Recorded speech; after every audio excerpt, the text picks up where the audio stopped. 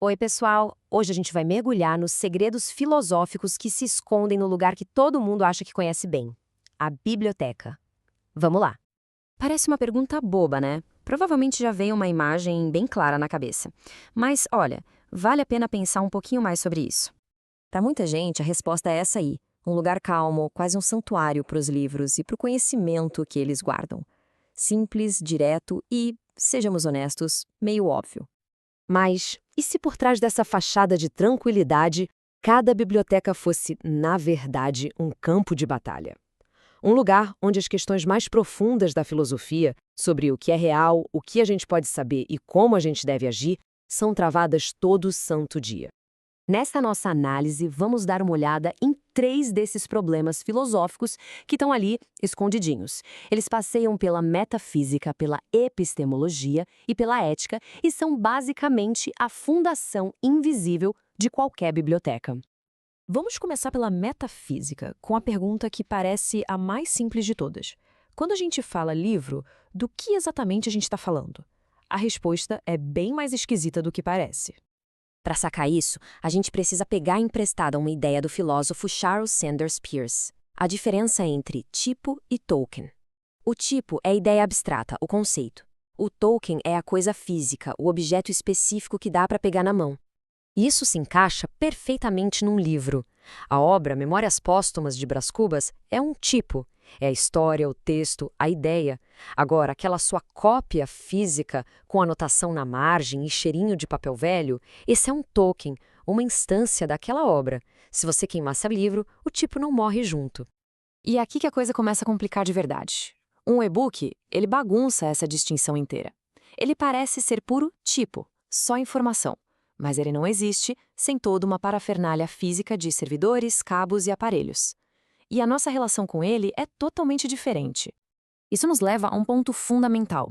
Diferente do livro de papel, na maioria das vezes, a gente não possui um e-book, a gente licencia o acesso a ele. Esse caso da Amazon com o livro 1984 é o exemplo perfeito da fragilidade da posse digital. O que significa ter um livro nesse novo mundo? A metafísica está em crise. Agora vamos para o nosso segundo problema, que está lá na epistemologia, o estudo do conhecimento. A maneira como os livros são arrumados numa prateleira parece uma coisa neutra, lógica, mas é uma das coisas mais carregadas de política dentro de uma biblioteca. Pensa só no sistema decimal de Dewey, usado em milhares de bibliotecas. Ele não é só uma lista, ele é um argumento. Ele espelha uma visão de mundo lá do século XIX, uma filosofia que colocava o conhecimento científico acima de todo o resto. Então a ciência vai para o topo da hierarquia e todo o resto do saber se organiza em volta dela.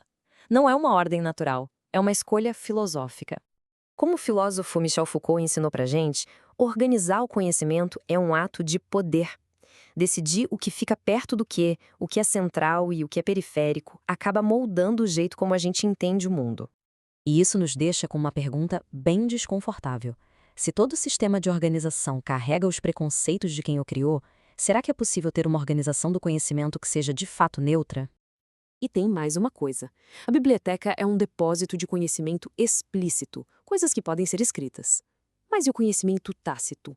Aquele saber como, que o filósofo Michael Polanyi descreveu. Pense em andar de bicicleta. A gente sabe fazer, mas é quase impossível explicar só com palavras. Esse tipo de conhecimento, que é gigante e essencial, está fora do alcance de qualquer livro. E isso tudo nos leva ao nosso terceiro e último campo de batalha: a ética. E aqui, os bibliotecários estão na linha de frente de alguns dos debates mais quentes da nossa sociedade. No coração do dilema, existe uma tensão brutal. De um lado, o princípio da liberdade intelectual, a ideia de que a livre circulação de todas as ideias é o melhor caminho para a gente chegar na verdade. Do outro lado, a responsabilidade de não causar danos reais, de proteger a comunidade de discursos que podem levar à violência. Não tem resposta fácil para isso. John Stuart Mill tinha uma defesa muito poderosa da liberdade de expressão. Para ele, até as ideias que a gente considera falsas são importantes, porque elas nos forçam a defender e entender melhor as nossas próprias convicções. Silenciar uma opinião é um risco para todo mundo. Esse conflito ético fica ainda mais profundo na era digital. Os bibliotecários precisam defender a privacidade das pessoas, a ideia de que todo mundo deve ser livre para pesquisar qualquer assunto sem medo de vigilância. Mas eles também sofrem pressão do Estado por acesso a esses dados em nome da segurança nacional. Onde é que se traça essa linha? E ainda existe uma terceira obrigação ética que é crucial: a justiça distributiva.